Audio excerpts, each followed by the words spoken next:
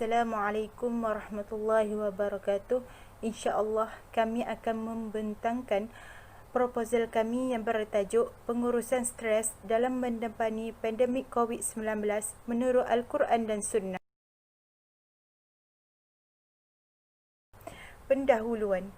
Pengurusan stres adalah salah satu daripada aspek pengurusan personaliti manusia yang memainkan peranan penting dalam menghadapi wabak pandemik COVID-19 ini. Sebenarnya, stres adalah sebahagian daripada kehidupan setiap masyarakat dan ianya berisiko kepada semua lapisan umur. Apa yang membezakan adalah sama ada seseorang individu itu mengetahui kehadirannya atau tidak tahu cara mengendalikannya, serta menguruskan stres dalam kehidupan seharian. Menurut Antonio, stres adalah bentuk tekanan yang memberi kesan dalam kehidupan individu, sama ada kesan positif atau negatif. Ia bergantung kepada reaksi individu. Setiap orang berbeza dari segi tindak balas dan persepsi mereka mengenai tekanan hidup. Perbezaan ini boleh menentukan kegagalan atau kejayaan seseorang mengurus diri, keluarga dan masyarakat, serta kekuatan mental. Teknik pengurusan stres hanya akan berjaya dicapai setelah teknik-teknik tersebut dipelajari secara berperingkat mengikut latihan, kemampuan diri dan melewati sesuatu tempoh masa. Ini menunjukkan secara jelas pengurusan stres boleh diaplikasikan sebagai satu medium yang mengurangkan masalah stres dalam masyarakat, terutama mengikut keadaan sekarang yang boleh dijustifikasikan sebagai barang yang viral pada masa kini. Oleh itu, kajian ini mengetengahkan tentang bagaimana Al-Quran dan Sunnah boleh dijadikan panduan dalam pengurusan stres, khususnya dalam menghadapi pandemik COVID-19 yang sedang melanda dunia hari ini. Seterusnya, metodologi kajian. Kajian ini berbentuk kualitatif dengan mengambil pendekatan kajian perpustakaan melalui analisis kandungan untuk mengemukakan cara pengurusan stres menurut Al-Quran dan Sunnah. Dalam item objektif dalam hal kajian yang merupakan penelitian perpustakaan adalah untuk mengkaji cara pengurusan stres dalam Islam berdasarkan Al-Quran dan Sunnah. Seterusnya adalah prosedur memfokuskan kepada pengumpulan data tertentu berkaitan ayat Al-Quran dan hadis yang berkaitan dengan stres pada era pandemik COVID yang sedang melanda seluruh dunia. Instrumen pengumpulan data kajian perpustakaan adalah dilakukan oleh pengkaji. Dalam analisis data, kajian perpustakaan adalah analisis tematik. Alat yang digunakan dalam analisis penyelidikan ialah kaedah perpustakaan.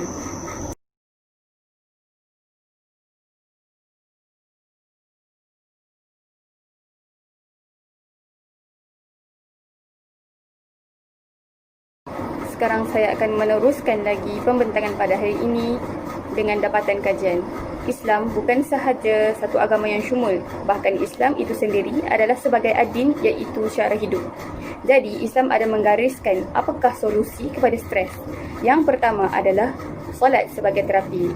Allah Subhanahu Wa Taala telah memberikan peringatan dan panduan bahawa sekiranya seseorang sentiasa mengingati dan membesarkan keesaannya, maka Allah Subhanahu Wa Taala akan melindungi individu tersebut sepanjang masa. Dalam surah Al-Baqarah ayat 152, Allah Subhanahu Wa Taala berfirman yang bermaksud fadhkuruni azkurukum, iaitu maka ingatlah kepadaku, aku juga akan ingat kepadamu. Allah juga ada berfirman dalam surah Al-Baqarah ayat 153, ba'da a'udzu billahi minasyaitonir rajim, ya ayyuhalladzina amanu ista'inu bis-sabri was-salah, yang bermaksud wahai orang-orang yang beriman, mohonlah pertolongan kepada Allah dengan sabar dan solat. Ini adalah isyarat jelas bahawa Allah Subhanahu Wa Taala akan membantu dan melindungi hamba-Nya mengatasi sebarang permasalahan, termasuk masalah stres dan kemurungan, sekiranya seseorang itu berusaha dan berdoa dengan penuh kesabaran dan tidak sesekali lalai serta leka dalam melaksanakan solat. Solat adalah kunci kepada ketenangan. Hal ini kerana ketika menunaikan solat, seseorang diwajibkan untuk melakukan tumakninah, iaitu berhenti seketika antara pergerakan solat agar pelakunya diam dan tenang untuk mendapat khusyuk dalam solat. Rasa khusyuk ini sebenarnya secara tidak langsung akan membantu individu dalam mencapai keseimbangan diri. Satu syarat penting untuk kita mendapat ketenangan melalui solat adalah mendirikan solat dengan penuh rasa khusyuk dan penuh penghayatan. Ini kerana solat yang tidak khusyuk seumpama jasad tanpa roh, ia kosong dan tidak memberikan kesan kepada penyucian jiwa. Pengaplikasian solat sebagai terapi stres boleh dilakukan sepanjang tempoh berhadapan dengan wabak COVID-19 ini. Imam Al-Ghazali berpendapat bahawa solat sebenarnya dapat memberikan ketenteraman jiwa. Kelebihan solat bukan sahaja disebut dalam sudut agama sahaja, bahkan kelebihan solat ini juga telah dibuktikan dengan kajian sains. Sebagai contoh, kajian yang dilakukan oleh Nur Azhar Abdul Aziz terhadap 50 orang pelajar tahfiz telah menunjukkan tekanan darah berkurangan selepas melakukan solat fardu berbanding dengan kadar tekanan darah sebelum melakukan ibadah solat fardu. Kadar tekanan darah adalah pada tahap yang normal dan melambangkan keadaan yang tenang tanpa stres selepas menunaikan solat fardu. Ini adalah kerana solat memberikan kesan yang pantas terhadap sistem saraf dengan memberi ketenangan dan keseimbangan. Zikir sebagai terapi stres. Berzikir adalah salah satu cara mengingati Allah Subhanahu Wa Taala dengan lidah maupun hati. Sebagaimana firman Allah Subhanahu Wa Taala dalam Al-Quran surah Ar-Ra'd ayat 28 yang bermaksud iaitu orang-orang yang beriman dan tenang tenteram hati mereka dengan zikrullah. Sadaqallahul Azim. Oleh itu, ketahuilah dengan zikrullah akan tenang dan tenteram hati manusia. Kepelbagaian bentuk zikir yang telah dicatat di dalam Al-Quran dan Al-Hadis yang mana telah disusun oleh para ulama perlu diamalkan secara tertib dan berterusan. Berdoa sebagai terapi stres. Berdoa adalah lafaz puji-pujian untuk memohon sesuatu yang dihajati daripada seorang hamba kepada Allah Subhanahu Wa Taala, sebagaimana firman Allah Subhanahu Wa Taala dalam Al-Quran surah Ghafir ayat 60 yang bermaksud berdoalah kamu kepadaku, nescaya akan aku perkenankan doa permohonan kamu. Sadaqallahul Azim.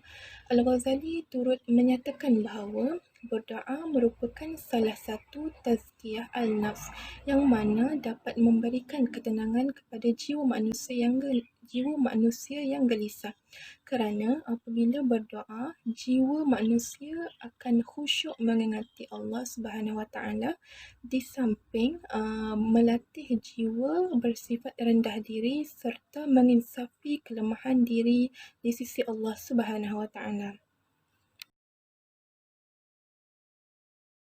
Kesimpulan, sebagai bergelar Islam dan beriman, sudah semestinya mengambil segala pelajaran dan hikmah dari ujian COVID-19 ini dan tidak menganggap sebagai bebanan hidup yang menyebabkan stres.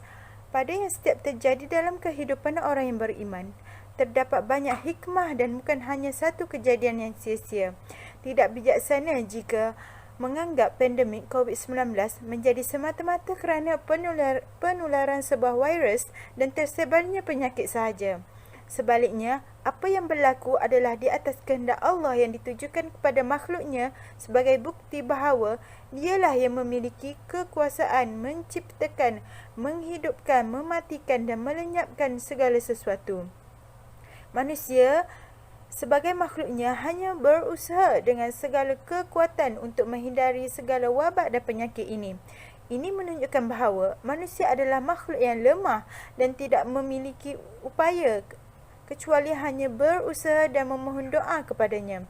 Kerana kesabaran dan doa yang disertai usaha berterusan menjadi kunci tawakal seorang beriman setelah berikhtiar mengharapkan pertolongan Allah.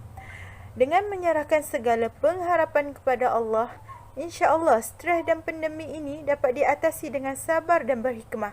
Sebagaimana Allah berfirman dalam surah Al-Fussilat ayat 44, katakan dengan artinya, katakanlah Al-Quran adalah sebagai petunjuk dan penyembuh, iaitu ubat bagi orang-orang yang beriman. Ketahuilah bahawa Al-Quran secara keseluruhannya adalah ubat dan tidaklah Allah menurunkan dari langit sesuatu ubat yang paling bermanfaat dan paling mujarab di dalam menghilangkan penyakit selain daripada Al-Quran. Sekian, terima kasih.